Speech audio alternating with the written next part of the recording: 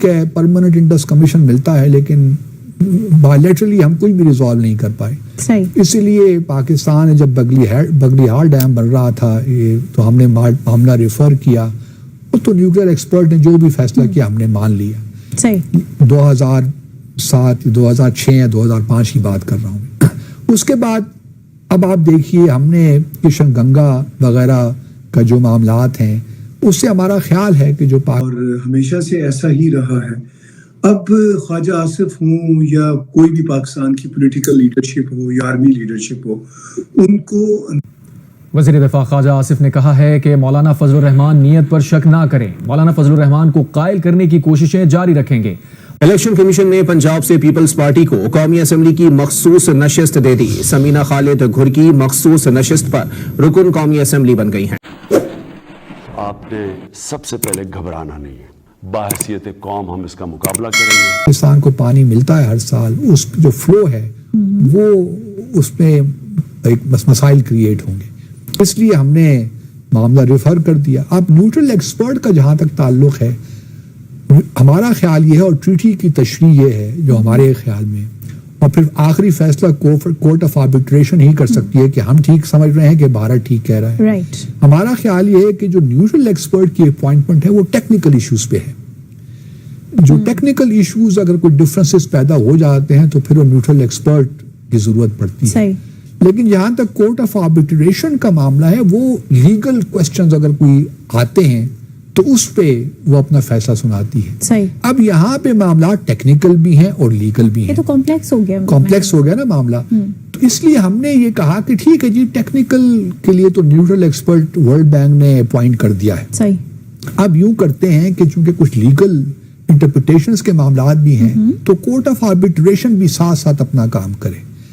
لیکن 2017 میں یا 2015 میں ہم نے یہ پروپوزل پیش کی کہ ورلڈ بینک نے نہیں مانی. انہوں نے کہا کہ جی نہیں آپ آپس میں یہ معاملات طے کریں, نیوٹرل ایکسپرٹ ہی ہم اپوائنٹ کریں گے and so on and so forth. لیکن جب ہمارے بائیلیٹرلی ہم یہ مسائل حل نہیں کر سکتے تو پھر 2022 میں ورلڈ بینک نے فائنلی پاکستان کی بات مان لی. جہاں ایک طرف نیوٹرل ایکسپرٹ اپوائنٹ ہوا وہاں پہ کورٹ آف آربیٹریشن کو بھی یہ معاملہ ریفر کر دیا گیا. اس پہ بھارت سیکھ پا ہو گیا کہ یہ دونوں پروسیسز جو ہیں یہ کس طرح ساتھ ساتھ چل سکتے ہیں. کیونکہ ممکن ہے ان کے خیال میں ممکن ہے کہ جی ایک ہی ایشو پہ دو مختلف آراء سامنے آ جائیں, ججمنٹ سامنے آ جائیں تو اس سے کانفلکٹ پیدا ہوگا. اس کا بھی میکانزم ہے. تو ہمارا ماننا یہی ہے کہ بھارت کی جو پوزیشن ہے وہ ٹریٹی کے مطابق نہیں ہے. اب بھارت ہی کیوں کر رہا ہے؟ آپ نے سوال یہی پوچھا بنیادی کہ اصل معاملہ ہے کیا. آج کل دیکھیے مقبوضہ جموں اور کشمیر میں انتخابات ہو رہے ہیں اور بھارت نے یہ جو بھی بھارت ایک پریشر بلڈ کر رہا ہے نا انڈس واٹرز ٹریٹی پہ وہ اسی اصل وجہ جو میں سمجھ پاتا ہوں وہ پاکستان سے پریشر بلڈ کر رہا ہے کشمیر کے معاملے میں.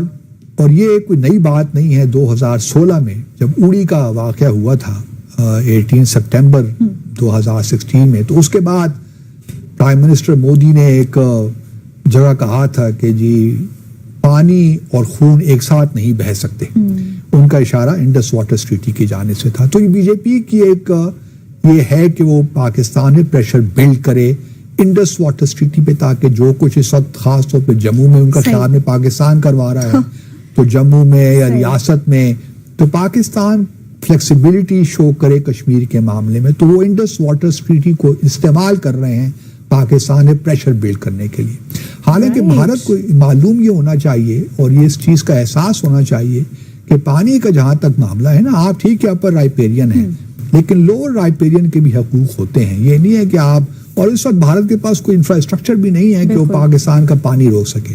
اچھا مزے کی بات یہ ہے کہ جو انڈس واٹر ٹریٹی میں چیزیں دی گئی ہیں کہ بھارت مشرقی دریاؤں سے مغربی دریاؤں سے جو پانی استعمال کر سکتا ہے بھارت ابھی وہ بھی نہیں کر پا رہا.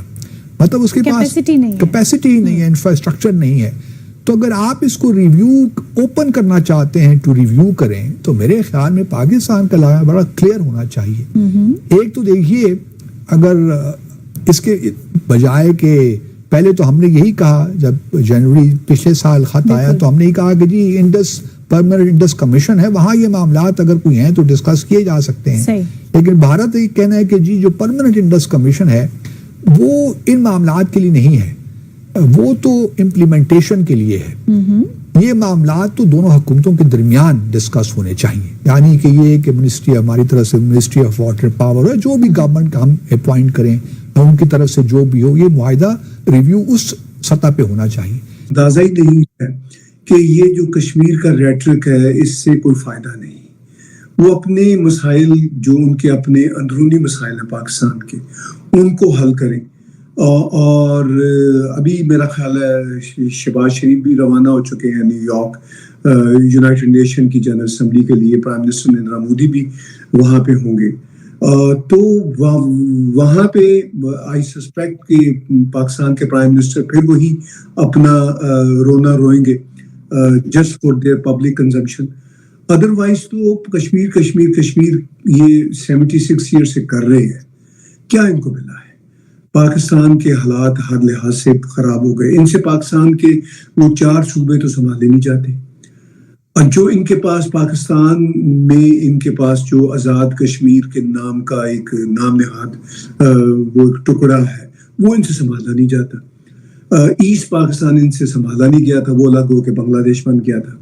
तो अब ये क्या जम्मू कश्मीर के बारे में कहते रहते हैं, जहाँ पे डेमोक्रेसी इस वक्त थ्राइव कर रही है, और अगर आप वहाँ पे देखें डेमोक्रेसी की सिचुएशन तो सारे वहाँ पे खुश हैं।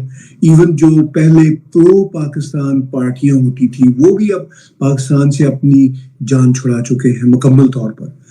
तो वहाँ तो जो इलेक्शन है वो एक ट्रू इलेक्शन है। अब पाकिस्तान के अंदर खुद जो इलेक्शन है वो आपके सामने, अभी तक उनके रोने धोने ही नहीं गए उस इलेक्शन के। फॉर्म 45 फॉर्म 47 की बातचीत सुबह शाम चलती रहती है, और मेरा ख्याल है अगले इलेक्शन तक फॉर्म 45 47 की गर्दान ही करते रहेंगे, और दूसरों के ये मामलात में टांग घुसेड़ने से बाज नहीं आते। तो ये जो कुछ ये कर रहे हैं ये अपने लिए ही एक इनकी डिजास्टर्स किस्म की स्ट्रेटजी है। तो अगर इससे खुश होते हैं, इनको कुछ मिलता है, तो मेरा ख्याल है खुश होने दें इनको। चूंकि ये अभी आपके सामने है कि जनरल फैज अमीर का मामला वो एकदम से गायब हो गया। क्यों गायब हुआ? कि वो पाकिस्तान में ये जो कॉन्स्टिट्यूशनल कोर्ट्स हैं उसकी बहस चल पड़ी। क्योंकि अगर वो कॉन्स्टिट्यूशनल कोर्ट्स का मामला इनकी मर्जी के मुताबिक हल होगा, पाकिस्तान आर्मी की मर्जी के मुताबिक, तो तब जाके वो इमरान खान को प्रोसिक्यूट कर सकेंगे। तो ये अपने इस तरह के मसाइल पहले हल कर लें, दूसरों के मसाइल पे ऐसे ही ये टिप्पणियां देते रहते हैं। तो मेरा नहीं ख्याल कि ये बाज आएंगे, और नतीजतन इनका अपना ही बेड़ा गर्क होता चला जाएगा। अब हम क्या कर सकते हैं? लेकिन सर ख्वाजा आसिफ साहब बड़े बढ़ के स्टेटमेंट्स दे रहे हैं कश्मीर के इलेक्शंस के ऊपर भी, और ये भी सुनने में आ रहा है कि शायद डॉक्टर जयशंकर के साथ उनकी कोई डिबेट भी ऑक्सफोर्ड में जो है वो होने की उम्मीद है। लेकिन वो तो मुझे तो यही लग रहा है कि वो एकदम ही चित कर देंगे, वो तो शायद डिबेट होगी नहीं। अगर हुई तो डॉक्टर जयशंकर तो इनको लाजवाब कर देंगे। तो ये किस तरह से आप समझते हैं कि इसको मैनेज करेंगे? देखिए, मेरा नहीं ख्याल कि ये डिबेट हो सकता। आपने ठीक कहा, चूंकि जयशंकर जी अब इतनी छोटी जहनियत के लोगों को क्या मुंह लगेंगे, वो अवॉइड ही करेंगे। इनके पास तो सवाए तोते की रट जो एक ही है वो इनकी चलती रहती है। जी कश्मीर हमारा है, लेके रहेंगे, उधर इलेक्शन हो रहे हैं और ठीक ठाक किस्म के इलेक्शन हो रहे हैं। जब अभी वहाँ पे जब स्टेट इलेक्शन थे भारत के, तब भी इलेक्शन हुए थे, और वहाँ का आप देखिए रिस्पेक्ट का निज़ाम, इंजीनियर रशीद